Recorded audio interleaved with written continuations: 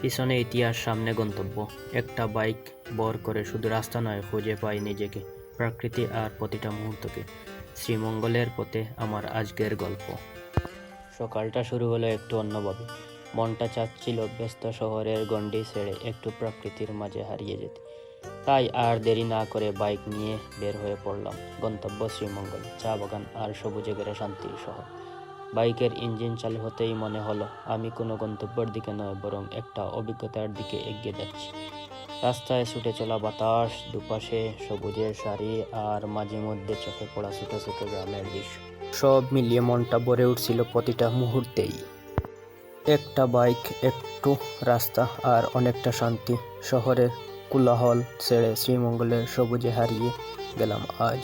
এই পথে হয়তো আমি নিজেকেই আবার খুঁজে পাই। আজকের ভিডিও ও পর্যন্ত। সব ভালো থাকবা। আমার ভিডিওতে লাইক, কমেন্ট এবং